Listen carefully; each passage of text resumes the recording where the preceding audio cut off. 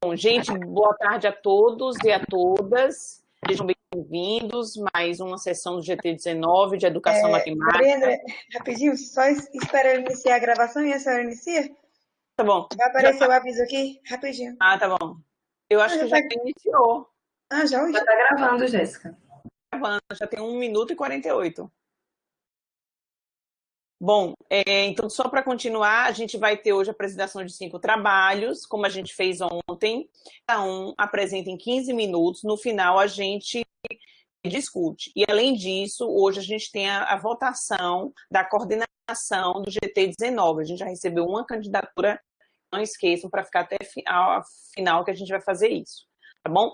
Eu queria pedir desculpas pelo atraso da abertura da sala, mas vocês sabem, né, gente? O monitor sai de uma, entra na outra, são muitos GTs, e aí, por isso que atrasou um pouco. Então, 1000 desculpas, mas isso faz parte desse modo remoto também, tá bom? Então, sem mais delongas, Érica, quando tiver faltando 5 minutos, eu apareço só para você ver que está faltando 5 minutos, tá bom? Agora é com você. Eu vou desligar tudo aqui agora. Boa tarde a todos. Então, meu nome é Érica Caroline, eu sou graduanda, curso de Pedagogia da Universidade Federal da Paraíba. O trabalho ele foi construído juntamente com a professora, doutora Maria Alves de Azeredo, também da Universidade Federal da Paraíba. E aí o título do nosso trabalho é Resolução de Problemas do campo aditivo a partir do gênero textual cardápio. Pode passar.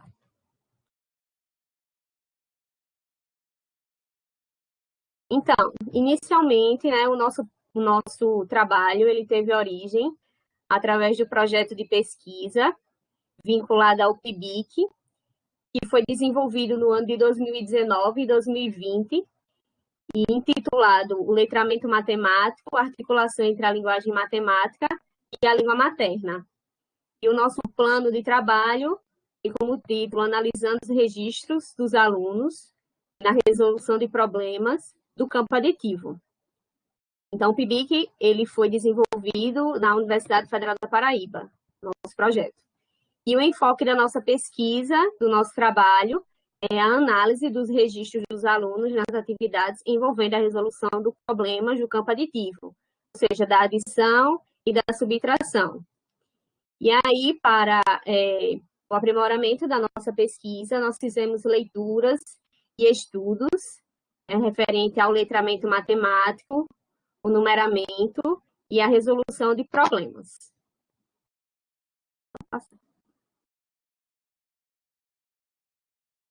E, enquanto PIBIC, né, tivemos como objetivos do trabalho aprofundar os estudos sobre a resolução de problemas do campo aditivo, compreender os processos de letramento no ensino de matemática e analisar a resolução de problemas do campo aditivo no contexto de exploração do gênero textual cardápio, refletindo sobre a relação entre a matemática e a língua materna.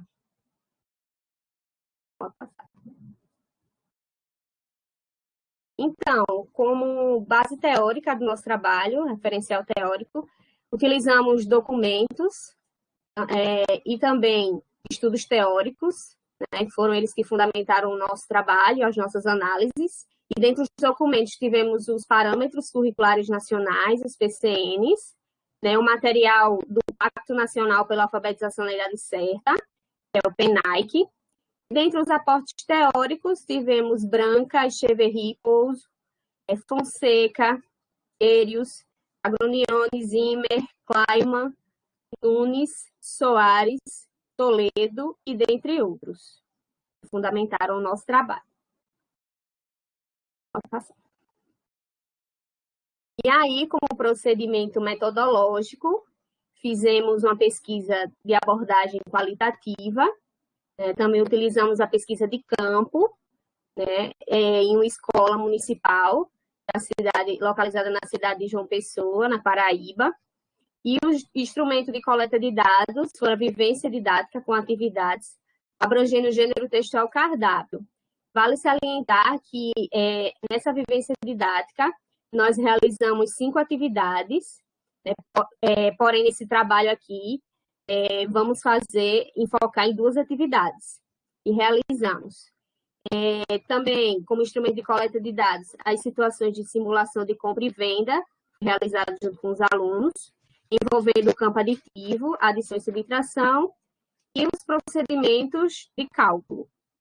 E aí, os sujeitos da pesquisa, né, foram os alunos de uma turma do 3º ano, dos anos iniciais do ensino fundamental. Vou passar.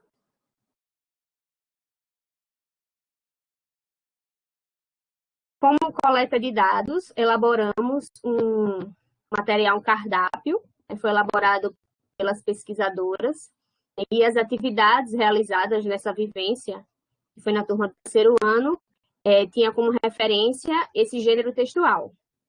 E nessas vivências houve, né, simulações de compra e venda dos produtos com notas de dinheiro, né, para fazer a simulação, esses dinheiros sem valor, e também os alunos tiveram o acesso a esse cardápio. Esse acesso foi em dupla. Pode passar.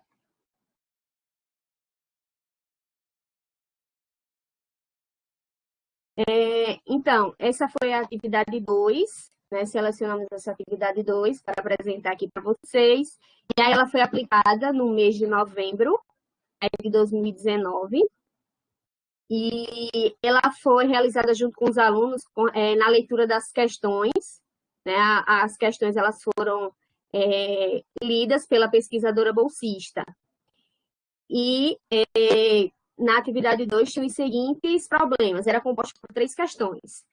Na letra A, quanto você pagará ao comprar um pastel, uma empada e um copo de suco?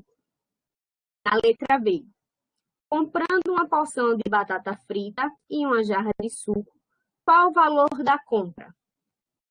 E a letra C, Thaís foi à lanchonete com R$10 e comprou 3 produtos. Desenhe o que você acha que ela poderia ter comprado. Então, vale salientar que essas questões, elas evidenciam significados. Na questão A e B, elas têm o significado de composição simples, aquela que não precisa de transformação, apenas a junção de valores para obter um valor, que é o resultado.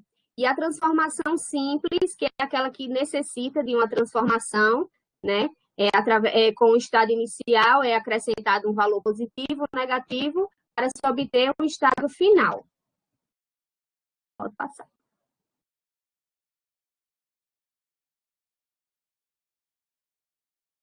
E aqui fizemos a análise da atividade 2, né?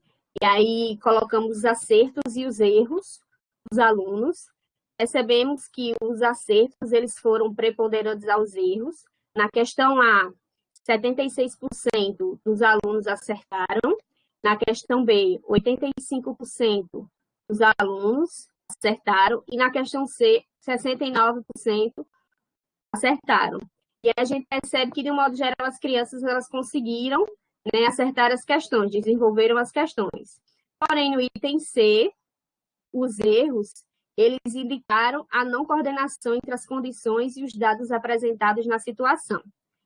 Observou-se mais o valor de R$10 e menos a condição de comprar 3 produtos. Teve crianças que colocou apenas 2 produtos, que davam o valor de R$10. Teve crianças que colocou apenas um produto, 2 produtos que davam, 4 produtos que davam o valor de R$10. Então, teve algumas crianças que não assimilaram que era apenas 3 produtos que deveriam dar o valor de R$10. E outro fator importante foi a autonomia, né, que essa questão ela estimulou aos alunos a questão de oferecer a oportunidade de escolha das crianças. Então, elas tinham autonomia de escolher quais os produtos, né, elas fariam a soma para dar o valor de R$10.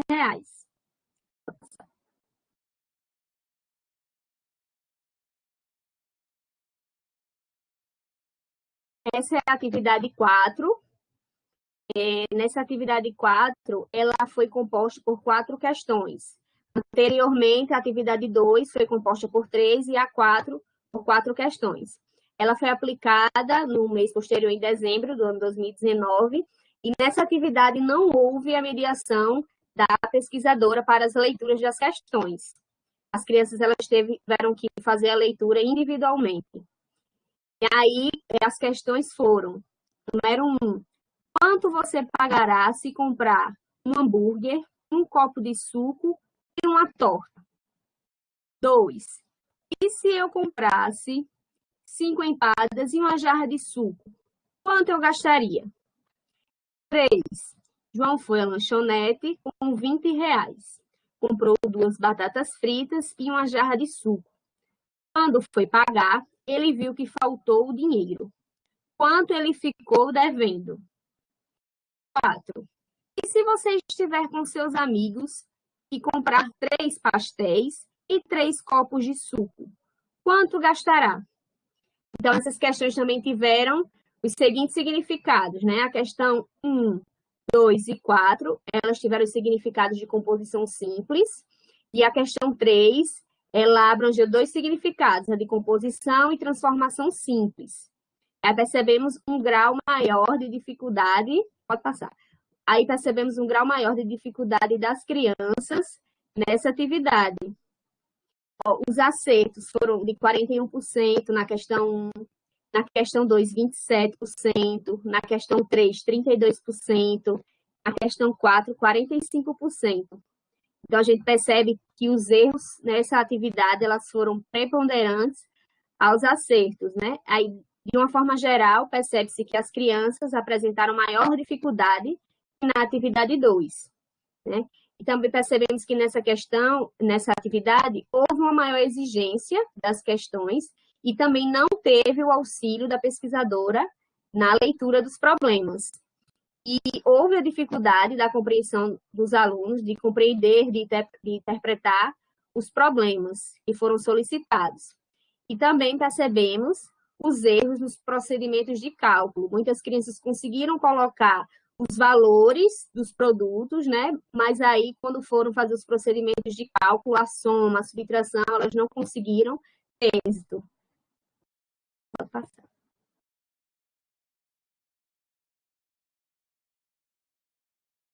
E aí, consideramos, né, nas considerações finais, consideramos que a pesquisa ela proporciona um estudo sobre a temática do letramento matemático e a resolução de problemas do campo aditivo, envolvendo adição e subtração.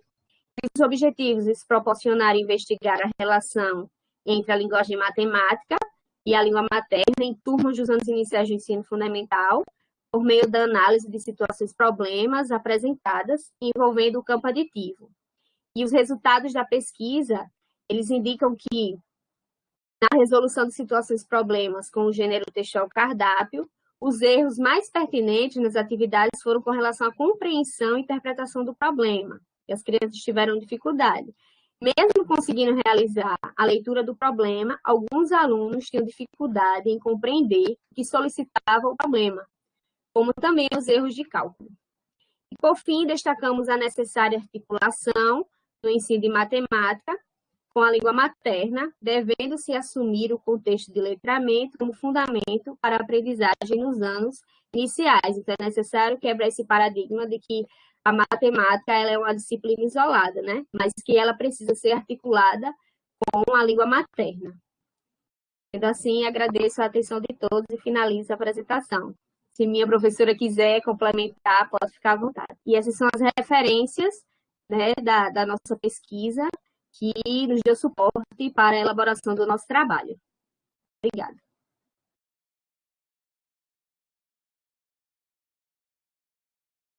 Obrigada, Érica. Maria Alves, você apresentou em menos de 15 minutos, que bom. A gente foi bem objetiva. Se ela quiser falar algo... Tem 2 minutos. Se quiser, fique à vontade. Então, deixa eu ver aqui.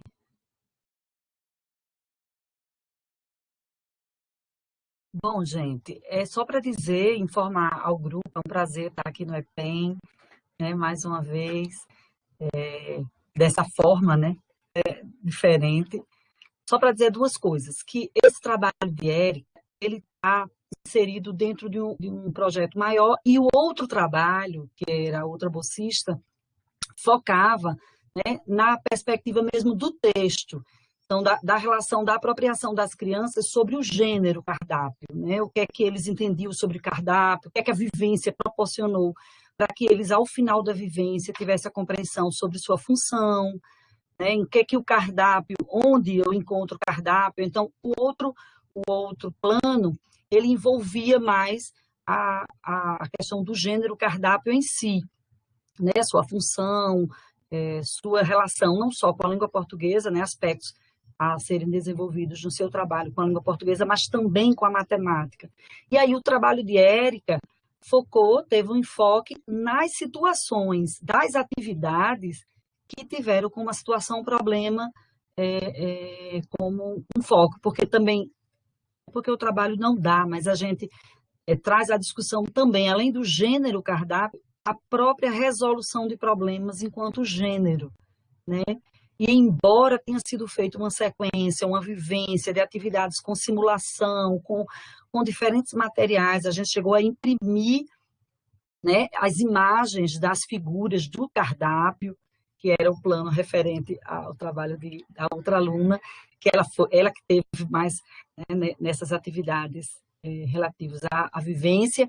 E aí os meninos compravam, os meninos viviam, então, oralmente, eles resolviam situações, problemas, mas o que é que a gente destaca? Que mesmo a gente fazendo toda essa vivência, quando a gente propõe às crianças situações um pouquinho mais complexas, né, e nas quais eles precisam ler sozinhos, eles precisam fazer sozinhos, sem a mediação da pesquisadora, eles ainda apresentam dificuldades no processo de resolução. Então, isso só indica o quanto é necessário este trabalho articulado entre o texto, né, o gênero que eu tenho, no caso aí o cardápio, que é um gênero usado no contexto das crianças, mas fazendo a articulação dessa leitura do gênero, desse texto, com a situação, problema no caso de matemática, que a gente aí optou aí por adição e subtração, né, o campo aditivo. Bom, é isso. Estamos aqui abertos para, ao final, algum esclarecimento ou alguma ponderação. Pronto, terminaram no tempo certinho. Obrigada, Érica, Maria Alves. E no final a gente discute mais, tem perguntas aí para vocês. Então, obrigada e parabéns aí pelo trabalho. Gente, eu estou vendo aqui que o segundo trabalho, André, Ricardo e Américo, eles não estão aqui na sala. Então, aí a gente vai pular para o terceiro trabalho, que é Larissa e Ana Virgínia. Pode ser, gente? Porque eles não estão aqui. Ok, por mim tudo bem. Pronto. Aí, se Larissa quiser ligar a câmera, Ana Virgínia, fique à vontade, viu? Certo, estou ligando.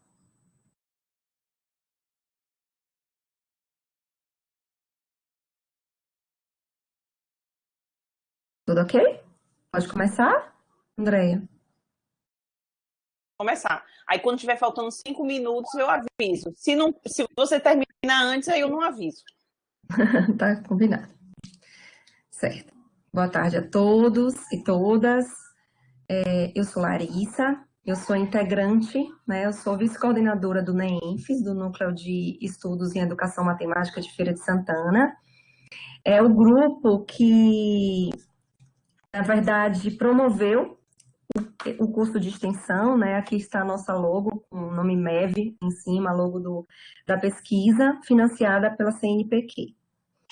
Então, o nosso trabalho é o discurso instrucional de modelagem matemática, tematizando o bullying em uma formação e-learning.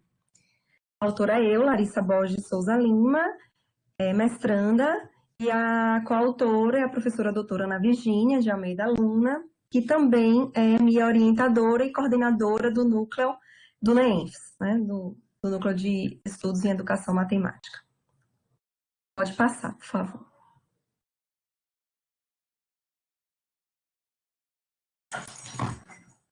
O objetivo da nossa pesquisa, né, o foco da nossa pesquisa, que é financiado pela Agência de Fomento CNPq, centra-se em identificar os textos do discurso instrucional de modelagem matemática, tematizando o bullying, do material planejado para professores da educação básica que participam de uma formação e-learning que está acontecendo, né, neste momento. Estamos no 12º encontro de formação, sobre modelagem matemática e a prevenção do bullying. Vale ressaltar que os textos aqui, né, são entendidos como qualquer forma de comunicação escrita, falada, ou gestos, expressões faciais, registros escritos, entre outros, de acordo com Bernstein 2000. Pode passar. Então, a formação e-learning de professores e a prática pedagógica. A formação e-learning se deu nesse contexto de pandemia do coronavírus, do Covid-19, por a gente acreditar que uma formação se materializa com o trabalho do formador de intervir por meio de criações de condições favoráveis para a ampliação dos textos dos professores. O trabalho interativo entre os professores e entre formador e professores também, sempre refletindo sobre os conhecimentos sistematizados nesse espaço. Então, como plataformas utilizamos, né, como interface, utilizamos o Google Classroom, que é uma sala de aula virtual, e o Meet, que é a plataforma de bate-papo, né, que os nossos encontros acontecem virtualmente às sextas-feiras por meio do Meet. O Classroom, ele é uma plataforma que a gente insere trabalhos, eles inserem as atividades desenvolvidas, insere planejamentos, a gente insere textos para estudos e também é composto por fórum, que onde acontece o diálogo dos textos estudados, então é uma plataforma interativa.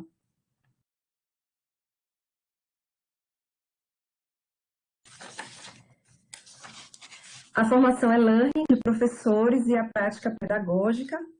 A prática pedagógica que é entendida, é compreendida como qualquer relação social entre sujeitos. Então, no caso, entre médico e paciente, professor e aluno, engenheiro e mestre de obras, e no nosso caso aqui em específico, a formação de professores é learning. Aqui está o nosso o post que fizemos para a divulgação do curso de extensão da UFES, foi esse post, e que a gente conta com uma média de 60 professores de 3 cidades daqui, da Bahia. É importante ressaltar que a learning, diferente do EAD, né, de que costuma se dizer, não pode se basear em um modelo de aprendizagem expositivo, e sim é um modelo que privilegia o diálogo. Então, por isso que o Classroom, que tem também o chat interativo, o fórum, né, de interação, o Meet. Além disso, o e-learning se caracteriza pela possibilidade também de intermédio de variadas tecnologias, que no caso a gente já usou o Mentimeter, a gente já usou outras plataformas de vídeo, né, entre outras interfaces.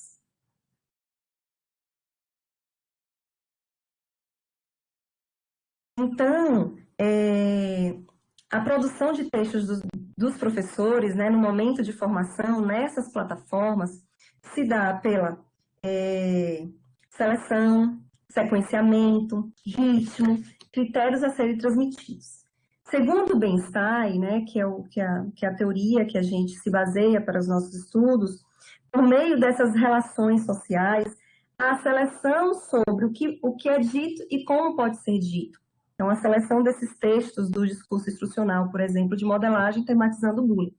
Então, tem uma sequência, tem um ritmo, e quais os critérios desses conteúdos selecionado para ser transmitido em sala de aula.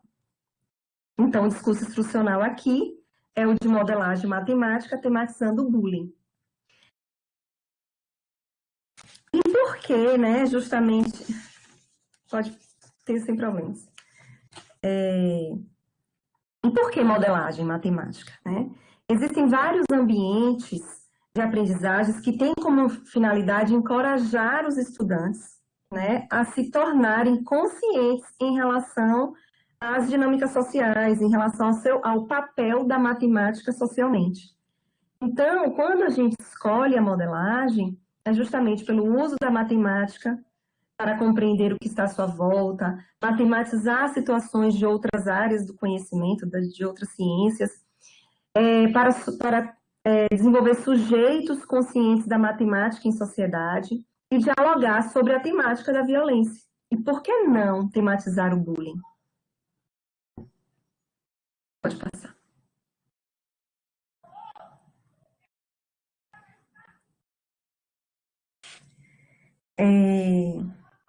Eu acho que pulou um slide. Isso.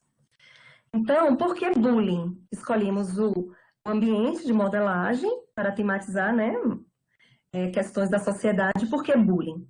Existe uma lei anti-bullying já incorporada à LDB como tema importante a entrar nos currículos, a ser incorporados nos currículos escolares.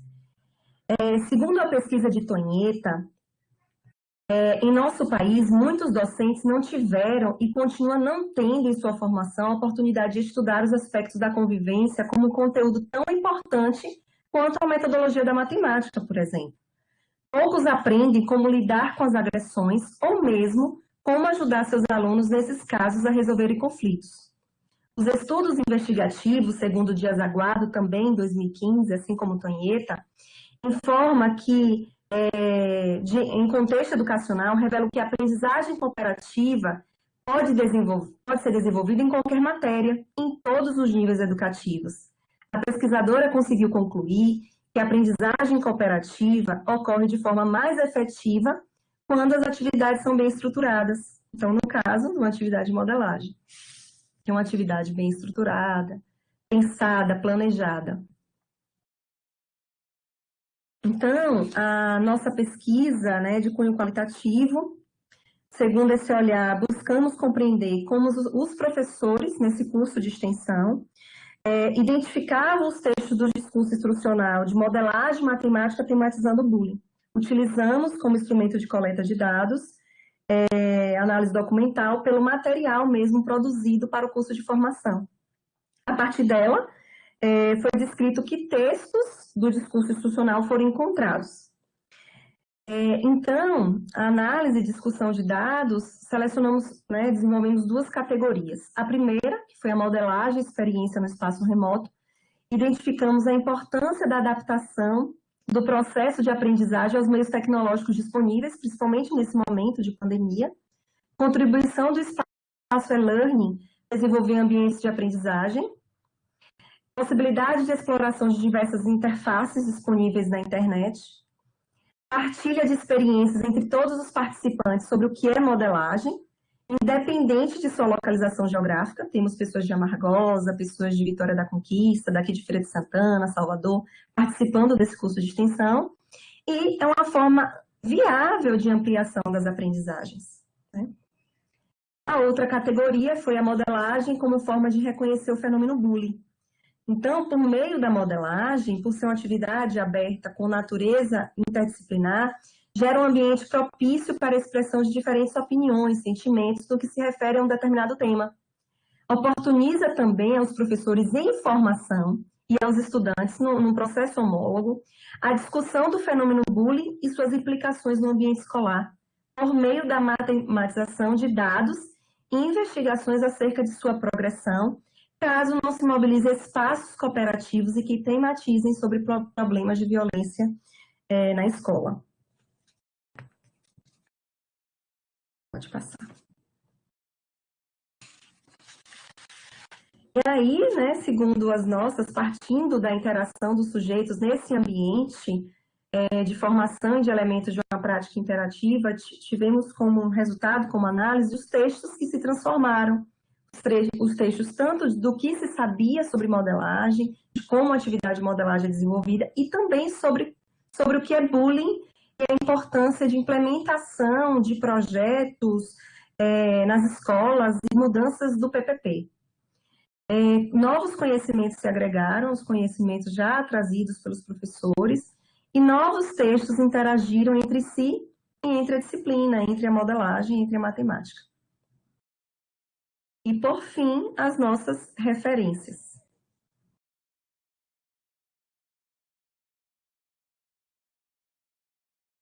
Obrigada, Larissa. Olhe, nossa, vocês hoje estão super disciplinadíssimas. Faltam 10 minutos, né? Foram dados para também. Faltam 5 minutos. Se a Ana Virgínia quiser complementar, ou você, fiquem à vontade.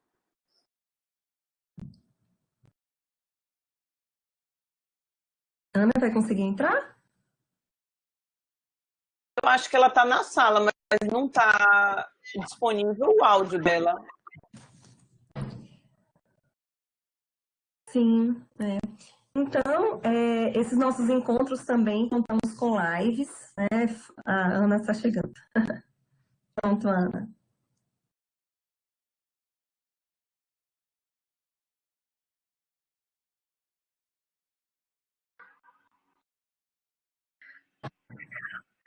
Boa tarde. Como Lari colocou, esse trabalho foi desenvolvido a partir de um projeto maior, né, um projeto de pesquisa que é financiado pelo CNPq, e nós agora estamos desenvolvendo um curso de extensão. E tem sido bastante importante para a pesquisa esta análise do texto instrucional do curso. E nós temos visto o quanto este momento que nós estamos vivendo, ainda que tenha sido, né, por uma questão que não tenha sido favorável, por conta da pandemia, que interferiu por questões emocionais, por várias outras questões em nossa vida, mas trouxe muitos momentos também de reflexão e nos levou, né, a esse trabalho com o ensino remoto. E no material, nesse processo de análise do texto instrucional, nós temos visto o quanto o texto no ambiente e-learning tem nos favorecido a possibilidade de um ambiente mesmo investigativo e de uma análise de outras possibilidades para o trabalho com o ambiente de modelagem. Então, mesmo nós já temos tido experiências com a modelagem no ambiente virtual, este trabalho agora, dentro de uma perspectiva do remoto, nos fez ver um texto institucional sobre outra perspectiva. E a gente começa a ver também um passo a mais, né, que agora a gente tem visto que é essa relação com esse texto institucional. Então, o que eu queria trazer aqui já de contribuição é um gostinho de quero mais, né, para esse estudo do texto instrucional já na análise do que vem no processo, né, que é esse texto indo também para a sala de aula, que é o movimento que agora esses professores vão fazer. Então, fica aí um spoiler rapidinho, né, do que neste momento nós estamos em processo de o que está acontecendo e que posteriormente nós vamos trabalhar em termos de escrita para compartilhar. Bom? Obrigada, Larissa. Obrigada, Ana. Aí no final a gente faz as questões para vocês, tá bom? Bom, André e Amélia não chegaram do trabalho 2, então a gente vai para o trabalho 4, que é Maria de Lourdes, Piauí. Maria de Lourdes aí já está postos?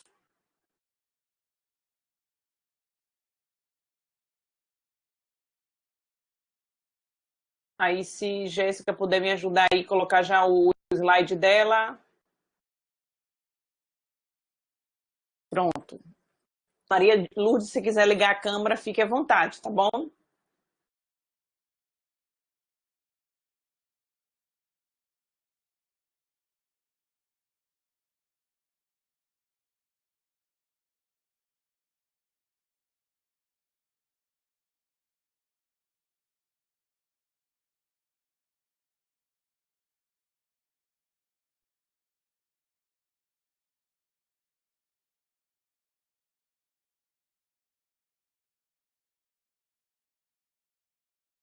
Maria de Lourdes, está aí? Pronto.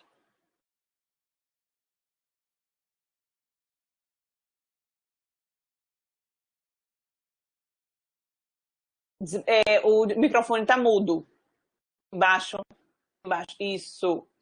Embaixo, só apertar aqui você fala.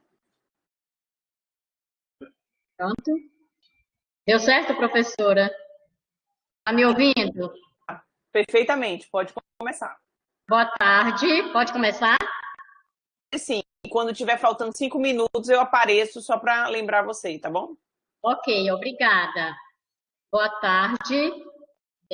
Eu sou a professora Maria de Lourdes Cerqueira de Almeida. Sou licenciada em matemática, com especialização em educação matemática. Sou licenciada em supervisão em pedagogia, com especialização em supervisão escolar e atualmente mestranda na Universidade Federal do Piauí. Eu vou apresentar uma comunicação oral com o título Ensino de Matemática na Escola de Tempo Integral, um olhar sobre o desempenho dos estudantes do terceiro ano do ensino médio dos SETs de Teresina, Piauí. Não estou conseguindo passar. Com a seguinte questão-problema. Quais os avanços no ensino da matemática podem ser observados com base no desempenho de estudantes do ensino médio no contexto da educação integral na rede pública estadual de ensino no Piauí? Quais são esses avanços?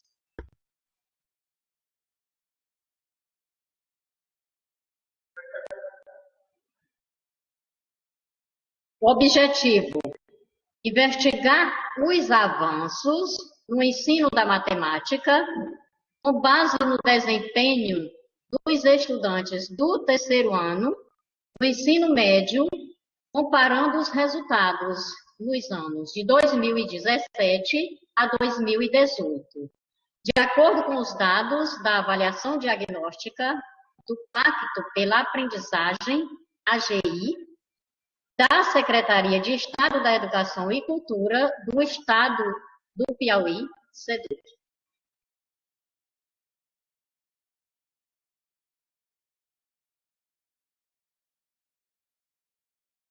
Metodologia. Recorremos à pesquisa documental, cujos dados quantitativos foram obtidos a partir dos resultados da avaliação diagnóstica do Pacto pela Aprendizagem, AGI, terceiro ano do ensino médio, realizada pela Secretaria de Estado da Educação e Cultura do Piauí, SEDUC, nos anos de 2017 a 2018, abrangendo a avaliação de 3 competências matemáticas básicas, no segundo bimestre de cada ano letivo de estudantes da rede pública estadual, a partir do quadro comparativo de 2017 a 2018. Essa avaliação diagnóstica do Pacto pela Aprendizagem, ela é um instrumento avaliativo utilizado pela Secretaria de Educação, SEDUC, do Piauí, com o objetivo de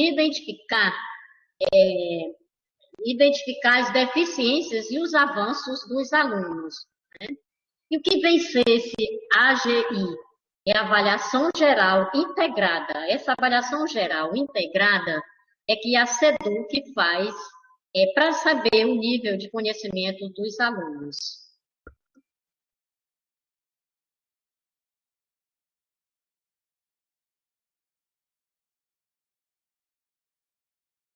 Sobre o ensino de matemática, Souza e Mendes Sobrinho afirmam que não é viável pensar o conhecimento matemático como um conjunto de fatos a serem memorizados. Não é viável. Mas que seus conceitos sejam compreendidos por meios de atividades significativas para os alunos.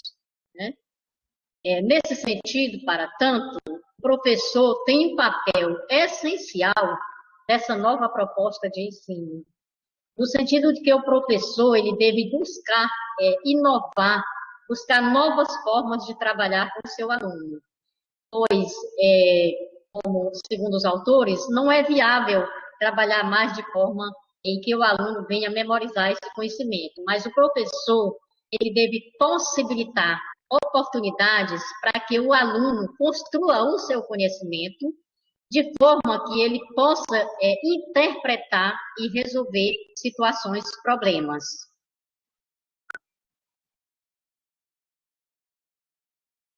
Para que os conhecimentos matemáticos possam ser trabalhados e também apropriados tanto pelos professores como pelos educandos, respectivamente, entendemos que as práticas pedagógicas nessa área de matemática, elas necessitam de uma profunda e constante reflexão com base nos resultados apresentados, né, nos resultados produzidos.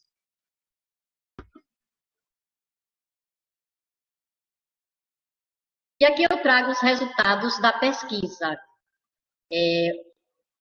No quadro total de acertos por habilidades de matemática.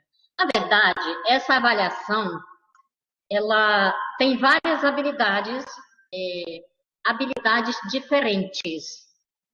Mas eu selecionei 3 habilidades. Por que essas 3 habilidades? Porque são as únicas habilidades comuns, tanto nos anos de 2017, que eu estou comparando, a 2018. Foram as únicas habilidades que são comuns nos 2 anos, 2017 a 2018. A primeira habilidade é resolver problema envolvendo a área total e o volume de um sólido prisma, pirâmide, cilindro, cone, esfera. Em 2017, o número de acerto foi de 41,7%. Em 2018, essas habilidades houve um avanço. De 41,7%, houve um avanço para 49%. A segunda habilidade, saiu aqui. A segunda habilidade é resolver problemas envolvendo a equação do segundo grau. Nessa segunda habilidade, o número de acertos em 2017 foi de 26,1%. Em 2018, essa mesma habilidade, ela teve um acréscimo, um avanço de 26,1% para 43%. A terceira habilidade é identificar figuras semelhantes mediante o reconhecimento de relações de proporcionalidade. No ano de 2017, o número de acertos foi 18,6%. Em 2018, essa mesma habilidade houve um avanço de 18,6% para 27%.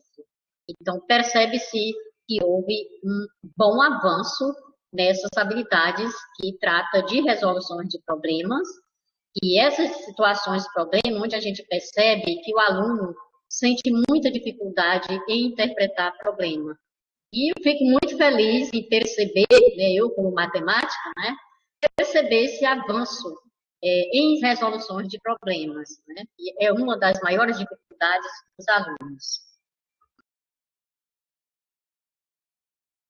E aqui trago as considerações finais, né, e a comparação dos resultados obtidos pela avaliação dos estudantes na presente pesquisa, ela vem mostrando, né, ela vem mostrar-nos um quadro de avanços, né, no ensino da matemática, a partir dos dados fornecidos pela Secretaria Estadual de Educação e Cultura do Piauí, SEDUC, referente aos anos de 2017 a 2018. Então, essa avaliação, ela é sempre feita todos os anos pela SEDUC para avaliar, identificar as deficiências, né, e os avanços dos alunos. E a minha pesquisa foi feita em cima dos alunos do terceiro ano do ensino médio, no segundo trimestre.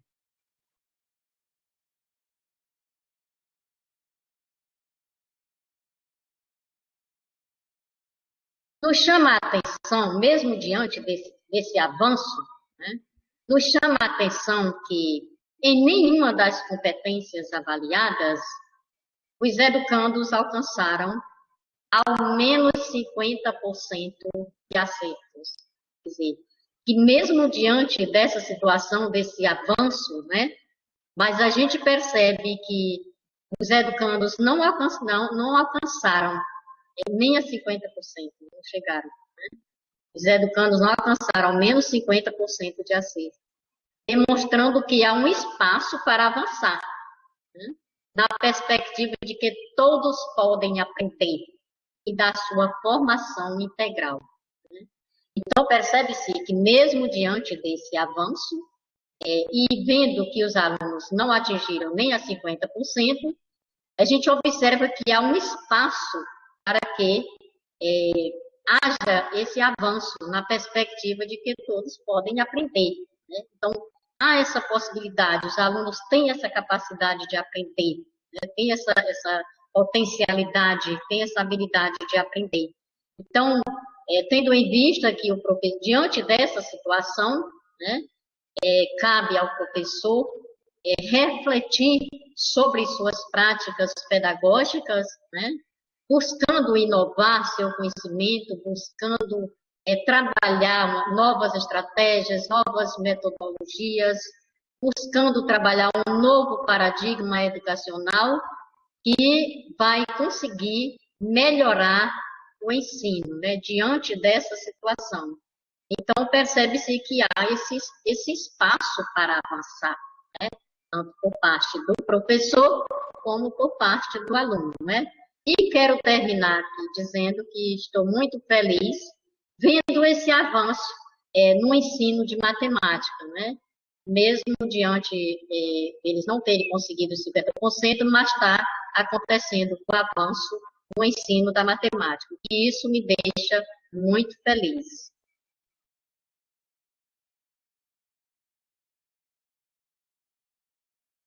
Obrigada, Maria de Lourdes, também terminou no tempo aí certo, né, no tempo destinado. E aqui eu trago as referências, né, dos autores que nos orientaram para trabalhar essa pesquisa, né?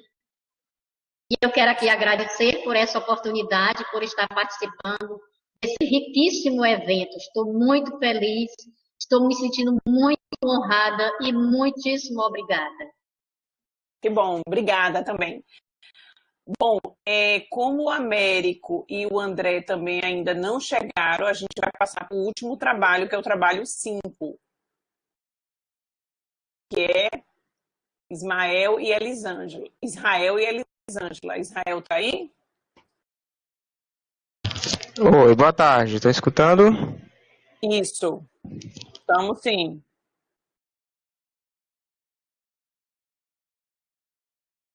Na hora que ela projetar, eu posso começar. Se quiser ligar a câmera, fique à vontade.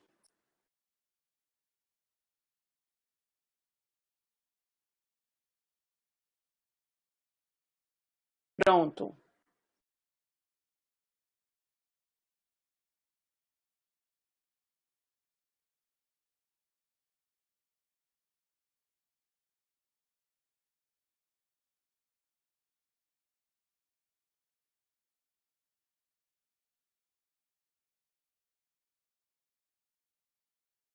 Boa tarde a todos e a todas. Meu nome é Israel. O presente trabalho que eu irei apresentar, ele é intitulado Ensino Remoto em Tempos de Pandemia da Covid-19 no município de São João do Soter, Maranhão.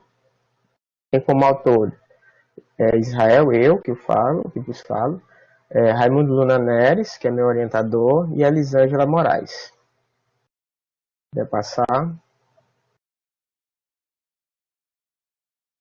O presente trabalho ele justifica-se pelos novos desafios que foram gerados com o avanço da pandemia da Covid-19, né, que é denominada coronavírus ou Covid-19 pela OMS, a qual afetou diversas áreas, inclusive a educação, né, mudando a nossa realidade. E, segundo esses novos desafios, objetivou-se, né, no trabalho, analisar o desenvolvimento do ensino remoto durante a pandemia no município de São João do Soter, município onde eu tenho uma atividade lá, trabalho. Pode passar. Bem, seguindo adiante, aqui temos a Covid-19 e as desigualdades no Brasil, porque há necessidade, e antes de falar simplesmente de São João do Soter, de situar onde ela está localizada, né, e toda a problemática envolvida. Primeiro temos uma foto aqui do vírus, da Covid-19, que foi quem trouxe essa situação de isolamento social, imposição do ensino remoto, obrigatório, digamos assim, né, nas redes públicas, algumas situações da rede privada já eram utilizadas. E ao lado temos o mapa da desigualdade, Covid-19 e pobreza. Esse mapa ele nos traz algumas informações importantes, que a primeira é uma população que ela vive com uma renda menor, menos do que R$ 5,50, e aí está situada essas áreas de vermelho, e o Maranhão é uma delas.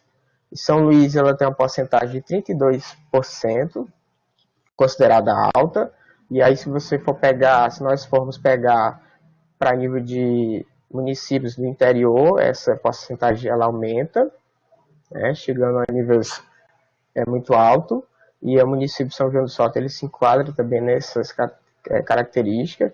E se fizermos um cálculo bem simples, pegarmos R$ 5,50 e multiplicarmos por 30, que seria um mês, nós teríamos um valor de R$ 165, um valor praticamente irrisório para sobreviver um mês inteiro.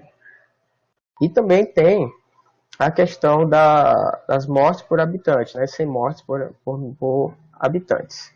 Essa informação desse mapa ela é justamente primordial para a gente situar a questão da desigualdade, né? Que ela está envolvida no território não só maranhense, mas como todo o território brasileiro, mas aqui como a abordagem é a nível de São João do Soter, e ela está situada dentro do estado do Maranhão, se faz necessário trazer algumas informações. Se puder passar adiante. O trabalho ele faz uma relação entre a última pandemia, que é ocorrida há mais de 10 anos atrás, que foi a Síndrome Respiratória Aguda Grave, e segundo Milanese, até o dia 20 de março de 2010, já tinha sido confirmado um total de 2.087 óbitos no território brasileiro. E já a Covid-19, até o dia 4, já tinha-se 160.548 mortes, né? Isso segundo dados do Ministério da Saúde. Esse comparativo ele serve para situar a questão da gravidade dessa Covid-19 e a imposição realmente do isolamento social que faz necessário e o uso de um ensino remoto. E também ele traz à tona uma discussão que é o acesso à internet, porque sem esse acesso a gente ficamos inviável de dar uma aula com uma maior qualidade usando as plataformas. Dados apontam que 61% das residências brasileiras estão conectadas. Nas áreas rurais temos 34%, 30% na casa dos mais pobres. Já na classe A e B, esses índices eles são bem maiores, chegando a 99% e 93%. Isso, respectivamente, segundo dados da Carta Capital. Além dessa análise sobre o acesso à internet, nos remete à Covid-19 ao ensino remoto. As Sorges e Guedes ele levanta a hipótese de que a compreensão da dinâmica social da exclusão digital e a definição de políticas de universalização do acesso ela apresenta 3 grandes limitações, sendo elas: não identificar a qualidade de acesso, a velocidade da conexão, que é relacionada a ela, o custo e o tempo disponível. Essa informação que os autores nos traz é a seguinte: anteriormente eu falei 61% das residências. Entretanto, pode ter o registro que exista a conectividade, mas não necessariamente essa conectividade ela condiz com a realidade de uma certa comunidade, uma certa população, porque às vezes o acesso à internet à velocidade é muito fraca e você não consegue reproduzir um vídeo que você passa para os seus alunos e os alunos não conseguem reproduzir o vídeo que você passou, ou até mesmo um simples trabalho que seja no formato PDF, o aluno demora muito tempo para poder abrir por causa da conexão.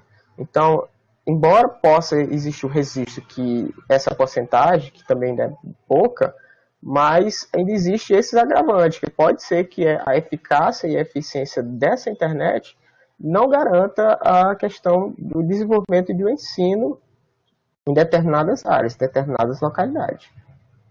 Seguindo um pouco adiante,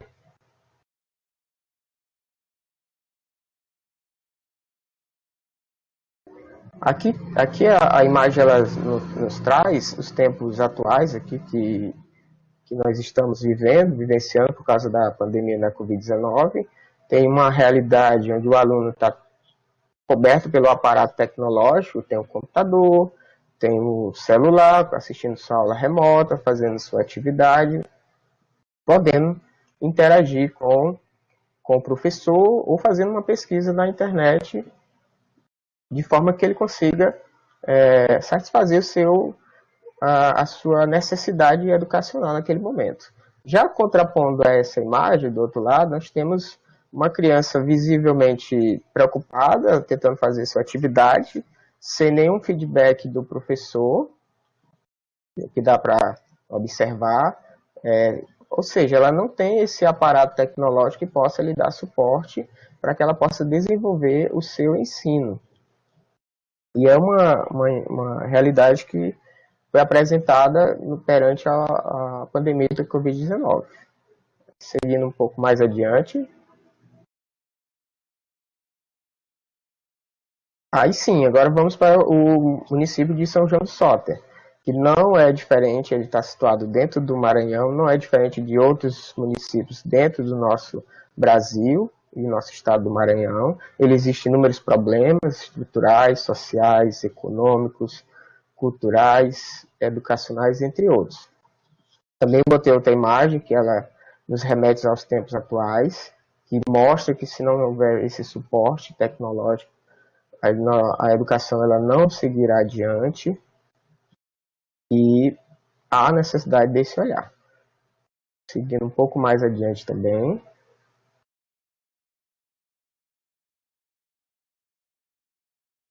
Agora, para compreender, para fazer essa análise, esse estudo dentro do município de São João do Soter, tivemos que fazer o percurso metodológico. Esse percurso metodológico ele foi feito medido a questionário, um questionário eletrônico, que continha 7 perguntas abertas, e foi realizado no período de 9 a 18 do mês de julho, com 37 professores de diversas disciplinas, né? Além disso, foi feita a análise do projeto político-pedagógico e o plano de trabalho realizado pela Secretaria de Educação.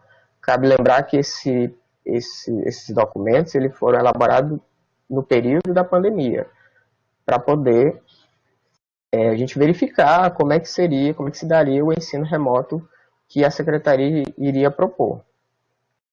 Seguindo um pouco mais adiante. E aí, depois da coleta dessas informações, a gente foi para a análise dela, né? E é onde chegam os resultados e as discussões. 37 professores pesquisados, 36 afirmaram desconhecimento do plano e do guia, na quantidade até pela quantidade da amostra significativa. A questão da disponibilidade das aulas remotas por meio de plataformas digitais, 80% dos participantes responderam que diariamente são disponibilizadas atividades, cabe ressaltar xeroxes, aos alunos de forma remota, e 20% afirmam não existir nenhuma ação pedagógica de forma remota acessível aos alunos. Ou seja, em algumas escolas não estariam tendo a cobertura nem do material xerocopiado. 80% responderam que, diante da pandemia, as desigualdades sociais tendem a aumentar, uma vez que as atividades não chegariam também a uma parte desses alunos. Em relação às dificuldades que afetam o ensino remoto, 90% dos docentes afirmaram que as principais barreiras são a comunicação entre professor-aluno e aluno-professor, e esse percentual de 66%, ele é referente ao uso de plataformas digitais, a esse feedback que não ocorre durante esse período. E a Salata, ele traz uma grande contribuição. Caso esta se concentre nos grupos do topo da nossa escala social, maior será a influência das TICs sobre a reprodução das desigualdades. Como assim? Ele traz a seguinte situação: quanto mais se concentra a informação nos topos das camadas sociais mais altas, mais isso aumentará a desigualdade. À medida que toda a população esteja, ou a grande maioria esteja, conseguindo ter acesso de forma, como eu posso dizer, de forma correta a esses instrumentos tecnológicos, aí sim consegue trazer um pouco de igualdade. Seguindo um pouco mais adiante. E aí vem as considerações finais, o que deu para perceber em relação ao trabalho, que as dificuldades de acesso de uma parcela significativa de alunos em relação às aulas remotas contribui para o aumento da desinformação e desigualdade dentro do município. Observou-se que o processo de ensino-aprendizagem está sendo afetado em decorrência do avanço da Covid-19, que o município deve buscar maneiras de reduzir as desigualdades sociais, contribuindo na busca por uma sociedade igualitária. E aí, desde já, eu agradeço pela oportunidade. Eu quero parabenizar os outros grupos que já apresentaram ao evento, ao meu orientador também, que deu bastante apoio no trabalho. E desde já, só tenho a agradecer. Obrigada, Israel. Aí eu gostaria que Jéssica tirasse a apresentação, e aí os outros autores podem ligar a câmera para a gente ir para as discussões e comentários. Tem pergunta aqui. Você pode, Jéssica, tirar a apresentação? Isso. Aí agora eu convido os autores que apresentaram o trabalho para ligarem a câmera para a gente conversar um pouco, fazer as discussões. Pode ser?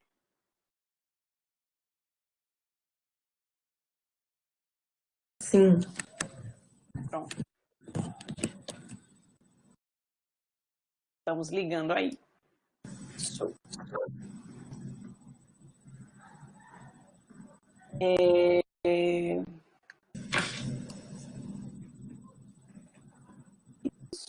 Já tem uma pergunta aqui de Clávia. Ela diz o seguinte: Larissa, poderia falar um pouco sobre como tem sido a dinâmica de formação, como têm sido desenvolvidos os encontros virtuais, as interfaces utilizadas? Sim, o encontro, como eu socializei antes, ele é feito no Meet, que é uma plataforma Google, o Google for Education, que a própria universidade disponibiliza, pelo e-mail institucional. Então, acontece esses encontros toda sexta-feira, já estamos no 12º encontro.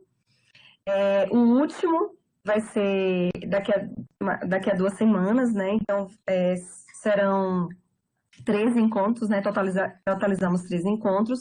Nesses encontros virtuais, tem todo o planejamento do encontro com os formadores, que são formadores de diferentes universidades, daqui da Bahia, que é o formador que tematiza, sobre a própria atividade de modelagem. Eles resolvem, solucionam a atividade de modelagem. Eles estão agora no momento de planejar uma atividade de modelagem para desenvolver em sala de aula.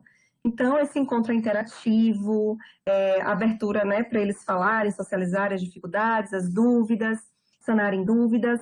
Além disso, tem a plataforma que é o Google Classroom, que é onde a gente coloca os materiais, os textos de estudos, vídeos, e lá tem a interação por meio Liga o microfone, Breno. Liga o microfone, liga. Liga primeiro o microfone, Nailson, depois tu liga a câmera. Tá ligado. O microfone tá ligado? Mas eu não tô ouvindo ninguém. Então não tá ligado. Liga o microfone primeiro, depois a câmera. Oh, Jesus. Então, é isso, né? Esses encontros são feitos dessa forma, sempre dialógico, né? Com a produção dos professores, sanando dúvidas. Todo encontro foi planejado antes. Fizemos reuniões com os formadores para planejarmos os encontros. Então, antes da formação, né, do curso de extensão, fizemos alguns workshops com os próprios formadores para a gente desenhar como seria essa formação, quais interfaces utilizadas, que materiais poderíamos utilizar. Então, fizemos contação de história da própria Luciene, que é autora sobre bullying, né, que investiga bullying aqui no Brasil, Luciene Tonheta. Então, a gente fez a leitura das histórias infantis dela, relacionada a bullying também. Então, é nesse processo, com essas diferentes interfaces. Obrigada, Larissa. E aí tem uma pergunta também de Flávia, que ela coloca para todos. A pergunta é o seguinte, porque teve trabalhos que focou, né, na questão de resolução de problemas, outro na questão desses tempos de pandemia, né, de como essas realidades vão se comportando diferente. Teve a questão do curso de formação continuada. Aí a Flávia, ela coloca a seguinte questão aqui para todos. Aí cada um vai respondendo a partir da sua realidade, do seu trabalho. A pergunta da Flávia é o seguinte: de que forma o envolvimento...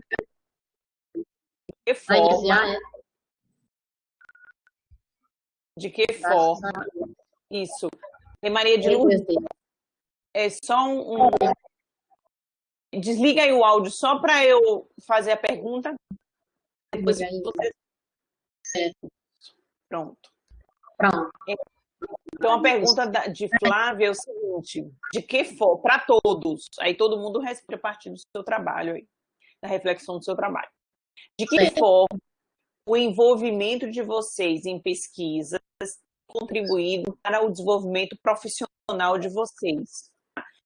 Outra pergunta é: quais as implicações do seu trabalho para a educação básica? Aí podia começar a responder Érica Maria Alves, na ordem. Meu nome é pergunta. Maria de Lourdes, você pode só desligar o áudio um pouquinho? Eu vou desligar o microfone, desculpa. Isso, pronto. Eu vou desligar o meu também. Aí Maria Alves e Érica respondem a pergunta: de que forma o envolvimento de vocês em pesquisa tem contribuído para o desenvolvimento profissional e quais as implicações do seu trabalho para a educação básica? Érica, tu queres começar enquanto estudante? Falar um pouco dessa sua experiência e depois eu falo enquanto professora formadora. Tá bom. Então, né, o meu envolvimento na pesquisa, né, tem me proporcionado novas perspectivas, né, novas reflexões acerca do ensino e da aprendizagem, né, como eu falei, quebrando esse paradigma de que as disciplinas elas são isoladas, né, elas interagem entre si. Né? A pesquisa ela possibilitou a mim uma nova visão, né, um leque, né, a respeito da educação. E aí ela contribuiu de maneira significativa também para o âmbito profissional, como eu já leciono na educação básica nos anos iniciais. Né? Então, a pesquisa ela proporcionou uma nova visão a respeito do ensino, de novas metodologias, né, de planejamento, como planejar as aulas para os alunos, né, que antes eu não tinha essa visão. Então, a partir do momento que eu entrei na pesquisa, através do PIBIC, com a professora Zeredo, tem contribuído bastante no âmbito profissional, acadêmico e até mesmo pessoal.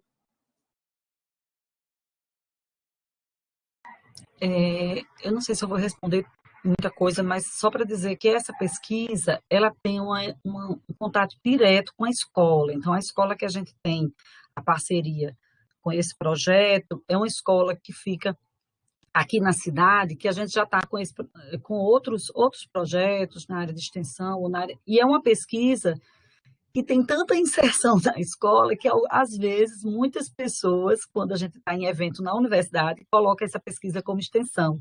E a gente precisa afirmar que é uma pesquisa de outro caráter, né? Porque tem essa inserção mesmo com a escola, com as crianças, e, ao mesmo tempo que os alunos estão estudando sobre o assunto, mas também eles estão vivenciando esse processo mesmo, as meninas, né? Érica, nessa pesquisa era Érica e Lucivânia. Então, elas tinham, ao mesmo tempo que estudar sobre, ainda fazer o processo de coleta, então, se pensar como pesquisadora, mas ao mesmo tempo. Então, há uma relação direta, viu, Flávia, nessa nossa pesquisa, com essa compreensão profissional como professor, que pode pesquisar a sua prática. Claro que as condições dos professores nem sempre têm condição para isso, mas eu queria destacar um outro ponto, que é assim, essa pesquisa, aqui na UFPB, a gente tem uma disciplina de ensino de matemática para a formação do pedagogo. Uma disciplina. Então, quando a gente tem uma estudante que entra no PIBIC, o processo formativo ela vai se abrir muito, porque muita coisa não foi estudada durante a disciplina, né? Então, acaba que, às vezes, e aí eu digo isso pensando também no processo avaliativo do trabalho, é um trabalho com a cara de iniciação científica. Então, pode ser que os resultados, pode ser que não sejam da pesquisa na área do campo do ensino de matemática, né, no campo do GT de 19, mas é uma pesquisa com a cara das meninas, do que elas conseguiram, do que a gente vai tentando nesse contexto de formação na área de professor de matemática dos anos iniciais, que é muito lacunoso, tem muita lacuna, né? Larissa?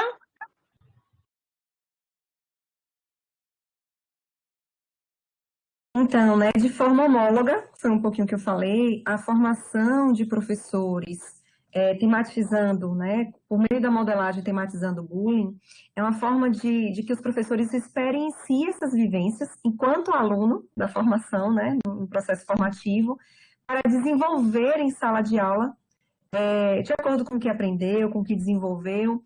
Então, todo o desenvolvimento do curso é que eles coloquem mesmo a mão na massa, né? Então, eles solucionaram a atividade de modelagem de caso 1, tematizando bullying. Eles também vivenciaram a atividade de modelagem de caso 2, tematizando bullying. Fora isso, as lives, né, conceituais, porque uma coisa bem bacana, enquanto a gente fazia os workshops de formação, é que, com os formadores, é de que a atividade de modelagem ela precisava circunscrever o fenômeno bullying. Então, não adiantava a gente trazer uma atividade e que, por meio dessa atividade, esses professores eles não desenvolvessem o conceito sobre bullying. Então, toda atividade, o convite, as questões que foram elaboradas, inicialmente, foi para circunscrever o fenômeno. Então, reconhecer o que é bullying, o que não é, que tipo de violência se configura bullying, quais as principais características. Então, eles foram desenvolvendo isso por meio do diálogo, das questões que vieram junto com o convite. E daí, a própria tarefa de modelagem. Então, com esse processo, é para que eles reconhecessem, né, a dinâmica e de quão perigoso é o bullying.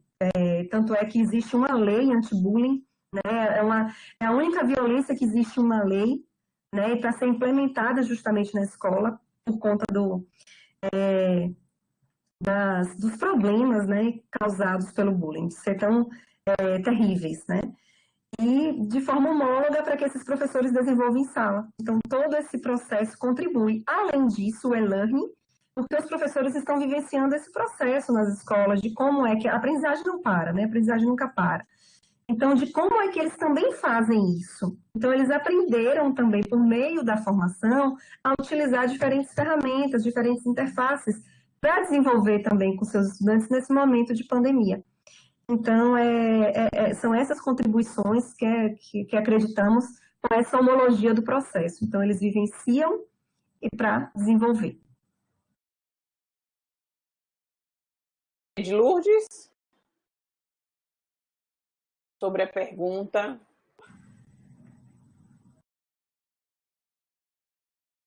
O áudio.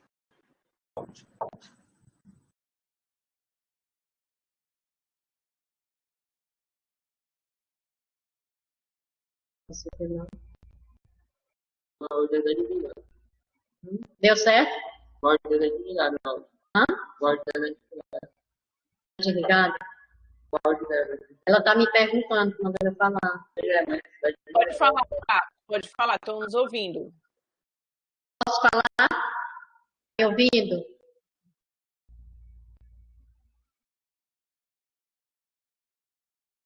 Alô? Estamos ouvindo, pode falar. Vocês estão me ouvindo?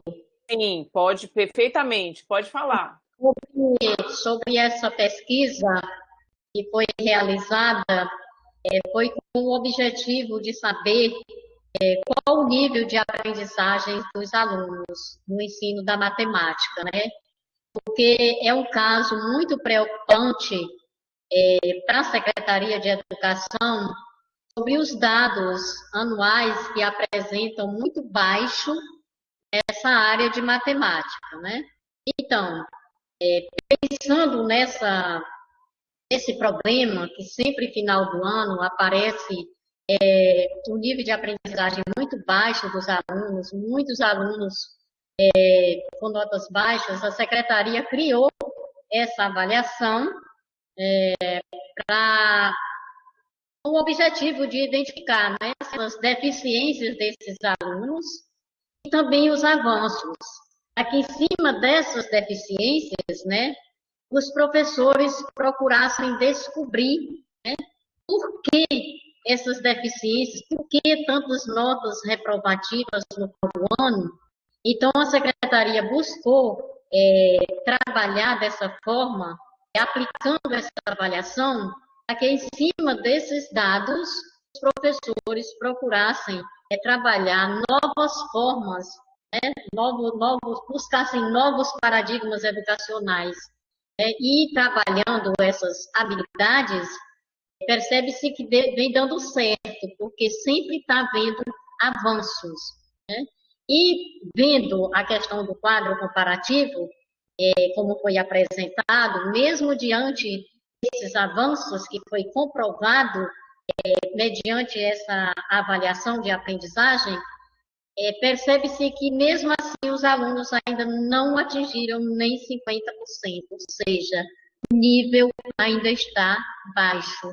Mas mesmo assim, com esse avanço, a gente percebe que o caminho está aberto para que o professor continue trabalhando essas habilidades, com essas novas formas, né, de trabalhar o ensino em sala de aula, trabalhar suas ações em sala de aula. Então, dessa forma, percebe-se que o professor está atingindo o seu objetivo, que a gente viu, de acordo com os dados comparativos de 2017 a 2018, que houve um grande avanço, né? Então, a avaliação está dando resultado, né? E nessa pesquisa, não sou eu, como todos os pesquisadores, a gente percebe, diante de uma pesquisa, a gente aprende muito, a gente descobre, e a gente aprende junto com os professores, os alunos, e a gente vai também buscando inovar e dando a nossa contribuição também para a escola. A gente procura dar essa contribuição. Eu acho que a pesquisa ela se torna mais significativa quando a gente contribui né? Quando ela serve, contribui para os professores, contribui para os alunos, que é nosso foco maior é a aprendizagem do aluno. Então, eu vejo que há um grande crescimento na questão da pesquisa. A gente cresce bastante, a gente aprende bastante. Eu vejo que quanto mais a gente pesquisa, mais a gente tem vontade de descobrir, né? Acredito que os professores sentem essa emoção também, né? Que quanto mais a gente pesquisa, a gente quer descobrir coisas novas, a gente quer contribuir, a gente quer colaborar, né? De forma... Quero colocar aqui também que eu trabalhei 10 anos na escola de tempo integral e gostei muito da escola de tempo integral. E é por isso que o meu tema na minha dissertação, lá do mestrado, que eu estou trabalhando, é a escola de tempo integral, né? E essa pesquisa que eu fiz também foi na escola de tempo integral, pesquisada com os alunos do terceiro ano do ensino médio, tempo integral. Era Maria de Lourdes, agora em Israel.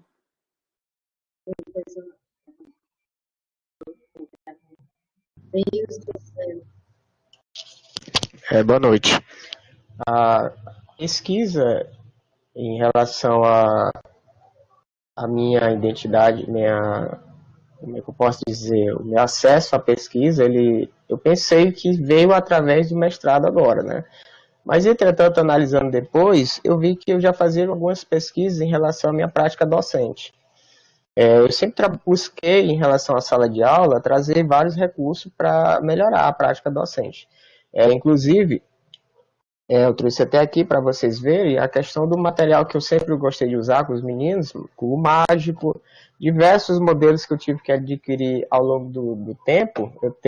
Hoje em dia eu já tenho uns 10 na minha coleção, a questão da robótica, ou seja, agora a pesquisa acadêmica ela veio através do mestrado, agora onde eu estou inserido, e ela trouxe para mim diversas contribuições. Uma delas é como realmente fazer uma pesquisa, de fato, né, de forma que ela possa contribuir. Porque a minha que eu fazia, que eu faço ainda, fica limitado muito à sala de aula. Agora não, eu consigo expandir mais o meu olhar. Inclusive esse do ensino remoto dentro do município, que eu faço parte, ele trouxe uma grande contribuição, porque além de docente efetivo do município, eu faço parte do sindicato. E houve a necessidade de fazer essa busca de informações no período da Covid-19 para poder se ter um diagnóstico em relação a como se dava, ou como se estaria andando, quais seriam os procedimentos que o município estaria adotando para poder efetivar realmente as aulas. Então, em relação à contribuição do trabalho, ele trouxe uma contribuição, porque, de certa forma, a gente conseguimos entrar em contato com a secretária para falar sobre os resultados, e ela nos recebeu de braço aberto, e aí tiveram um outro olhar em relação ao ensino também, a busca por mídias digitais, para poder fomentar mais a educação, o ensino, melhorar, no caso, também. E o que eu tenho para dizer em relação à minha participação em pesquisa, ao conhecimento que eu estou adquirindo, ele só vende a agregar valores, porque o que eu vou trazer, eu sempre falo isso onde eu ando, o que eu trouxer de lá do mestrado, eu vou socializar com meus pares em sala de aula, né, e com os professores onde eu leciono, né.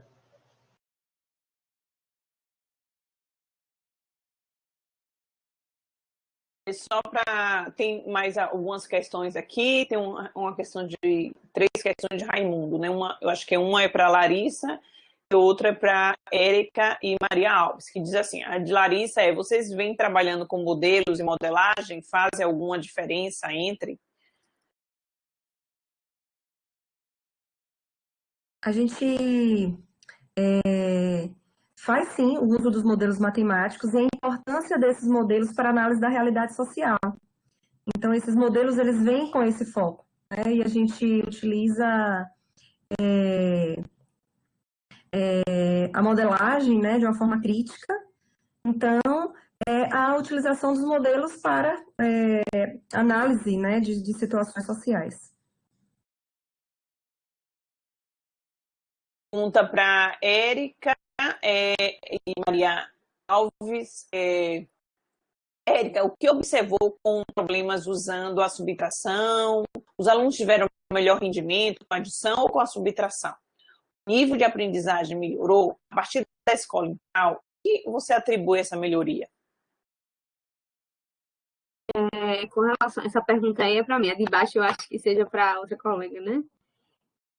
Com relação ao que eu observei, né? A maioria das atividades que nós realizamos foi de adição, né? Teve uma que teve a transformação simples, que era necessário fazer a subtração. E aí a gente percebeu que da adição os alunos conseguiram desenvolver bem, né? Porém, mesmo alguns, né, a minoria tendo uma certa dificuldade, né, com relação a colocar na ordem, tudo, eles conseguiram resolver através de bolinhas, né, de desenhos, eles conseguiram fazer a soma, a adição. Né? Na questão da subtração, que foi uma questão, né, que tinha que fazer primeiro a soma dos objetos e depois subtrair, né? Alguns alunos eles não conseguiram desenvolver, eles tiveram dificuldade para desenvolver. Então, nos procedimentos de adição, eles se sobressaíram com relação ao procedimento de adição. Pode falar, professor. Eu acho que você já respondeu, não precisaria eu falar mais. Coincidentemente, a subtração a gente usava depois, né? Porque a gente dizia primeiro, então a gente usava, primeiro gastou, olha, comprou isso, se ele tinha tal nota. Então, coincidentemente, a subtração ela era exigida após, então era uma exigência a mais, porque eles tinham 12 procedimentos a fazerem. Primeiro compunha para depois fazer a transformação. Então, não sei se necessariamente se a gente tivesse usado só problemas de subtração sem esse primeiro momento, se os meninos iam ter ou não mais dificuldades.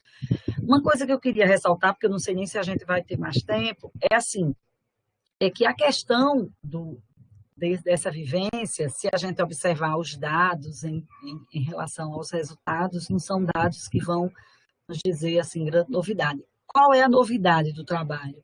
É pensar a articulação entre as situações problema ao uso do gênero e ao uso do texto na sala, né? Trazer o material, os meninos terem o cardápio na mão, e antes, que claro, a gente está falando aí de um momento, mas antes deles dizerem para que serve, onde encontra, né? Porque outras atividades envolviam isso, esse contexto de compreensão do gênero, do texto. Então, acho que essa é a grande contribuição que a gente quer dizer. Mais de que se acertaram mais no momento ou menos, porque não é numa vivência, gente, de alguns dias que a gente vai poder afirmar, tá certo? Seria um risco para a gente, mas a gente gostaria de estar trazendo aqui para vocês esses resultados ou essas reflexões a partir dessas vivências, né?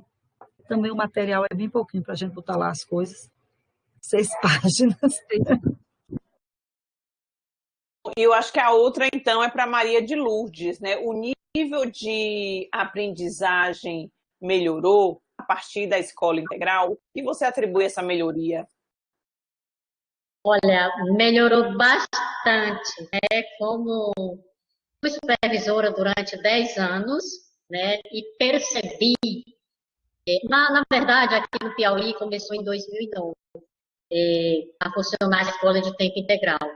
E eu comecei a trabalhar desde o início, né? Trabalhei durante 10 anos.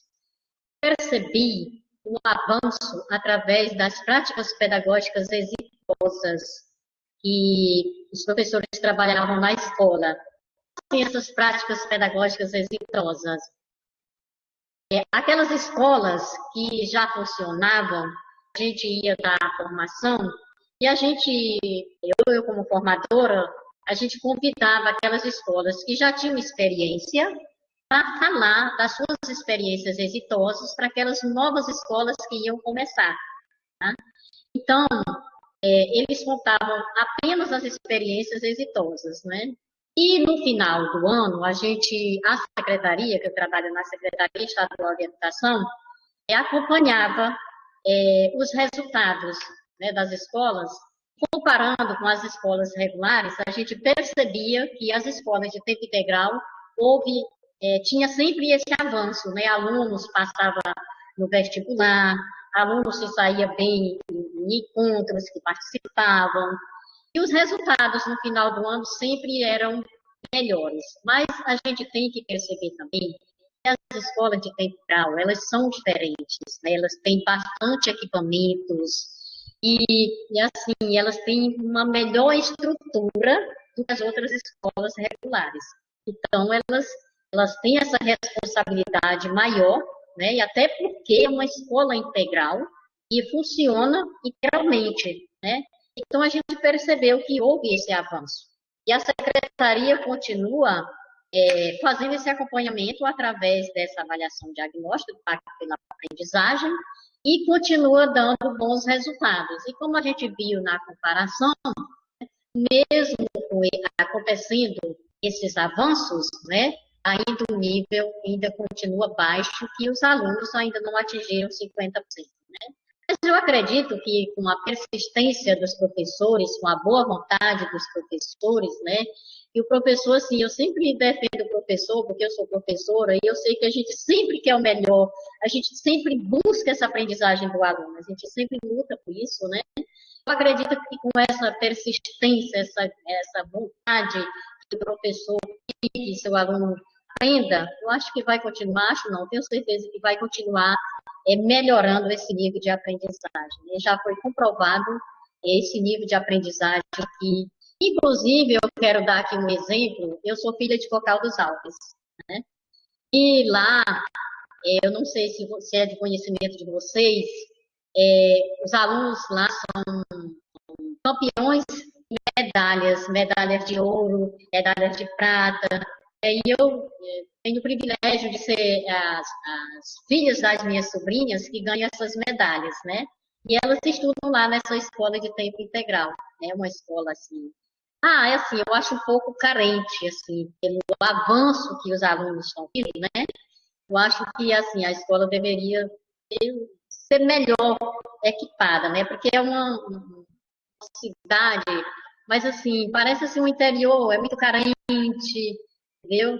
Mas, assim, a gente percebe o grande avanço e lá é uma escola de tempo integral.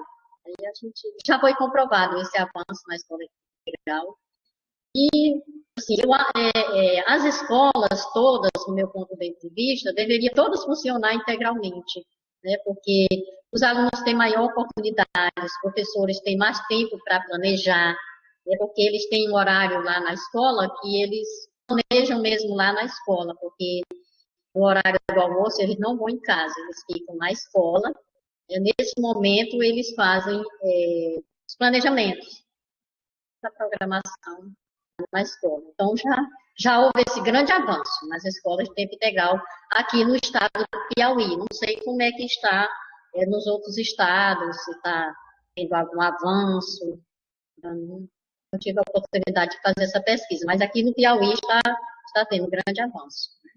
E eu fico muito feliz, né, está melhorando no ensino de matemática, porque é muito assim, angustiante, assim, no final do ano, você vê tanto aluno com notas baixas, no ensino de matemática, né? E tratando de situações, problemas, a gente vê, sente, percebe assim, essa grande dificuldade ainda do aluno resolver situações, problemas, né? Ele sente dificuldade em interpretar. Então, há essa necessidade ainda de dar mais oportunidade para o aluno, para ele criar, para ele interpretar e ele mesmo resolver as situações, problemas, claro, sobre a coordenação do professor.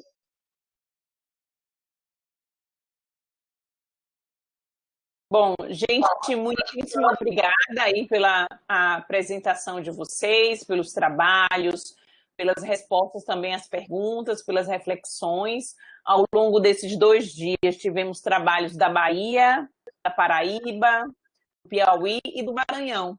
Né? Que bom. E também um que não apresentou, mas escreveu, era de Sergipe, Bahia também. Né? Que bom isso, né? Que bom que nossa região deixe aí presente, apresentando os trabalhos, e a gente tendo contato com nossas realidades, né, da nossa região, que são muitas realidades diferentes, mas que é importante, sim, as reflexões e pesquisas na nossa área. Bom, agora, para terminar o nosso encontro, a gente vai ter, né, a eleição no nosso GT 19 da coordenação, né? E como eu falei ontem e mandei para vocês, né, todo o regulamento e as normas, a coordenação ela precisa ser um professor vinculado a um programa de pós-graduação, ter, né, inserção na área, né, participar da ANPED, do EPEM, e aí recebemos a indicação da professora Flávia, e se quiser ligar a câmera, seria bom.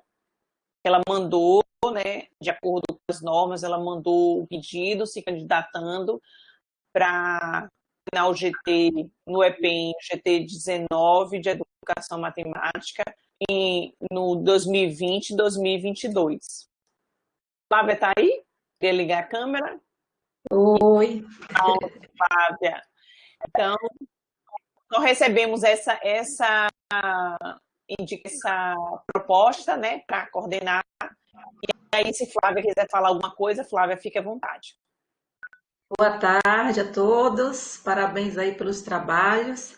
Eu acho que a gente tem que incentivar, sim, cada vez mais a participação, né, de estudantes da pós-graduação, principalmente Nordeste, para legitimar a nossa participação a nível nacional.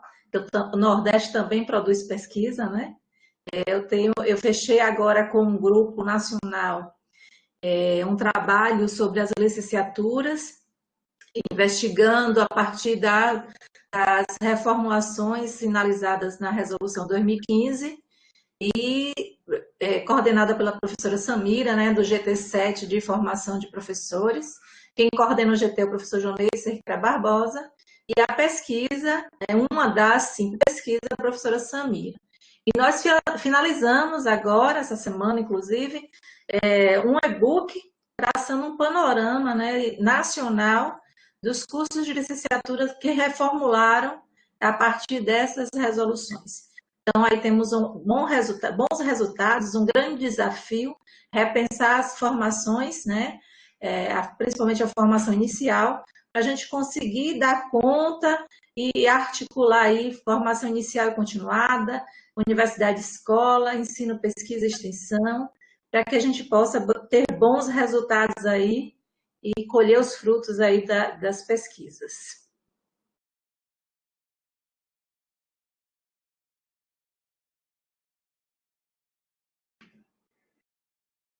Faltou o som aqui. Obrigada. Bom, então temos a candidatura aí de Flávia, ela já falou um pouquinho com a gente. Podemos fazer por aclamação?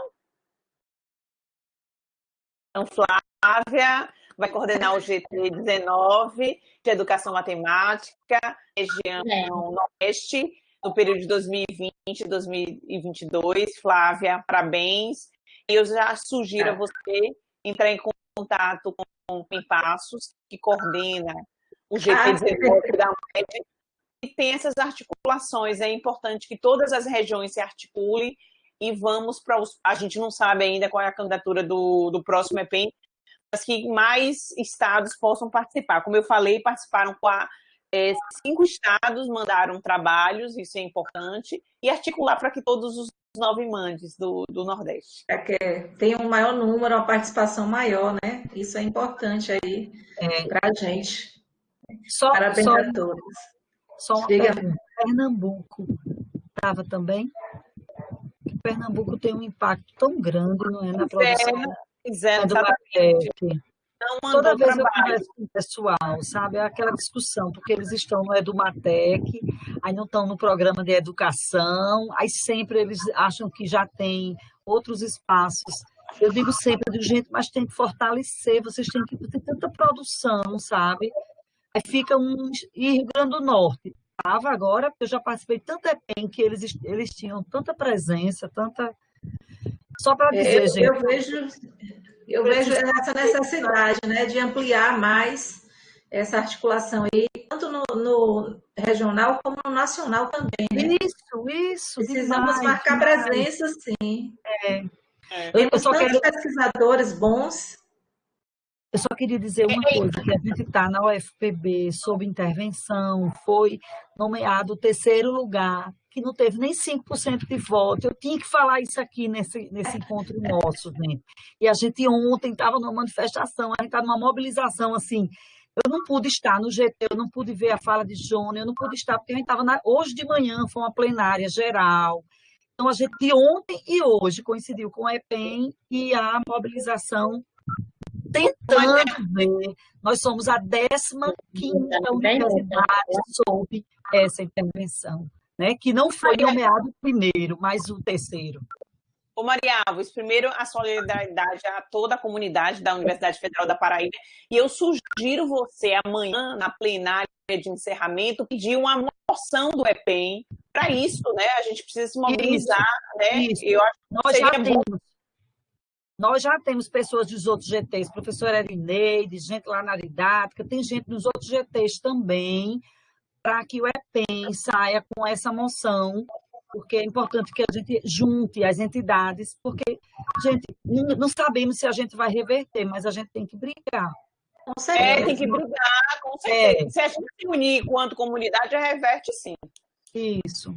Você viu que naquele dia no SUS, foi a tarde toda, Twitter, todo mundo, ele revogou, né? Então a gente precisa fazer isso, com certeza. Andréia, depois passa para mim um link de amanhã da Assembleia. Passo sim, eu passo tudo, eu passo na página, mas eu passo. Ok? Então, Flávia, obrigada. Vamos articular para que no próximo EPEM a gente esteja todos os 9 estados aí. Com certeza. Bom? Isso. Tá bom, gente, brigadíssimo e vamos nos falando aí, viu? Muito sucesso aí para todos vocês, né? E participem amanhã. Nossa atividade termina hoje, porque a quantidade de trabalhos, mas amanhã tem atividade do Gerais para participar, tá bom?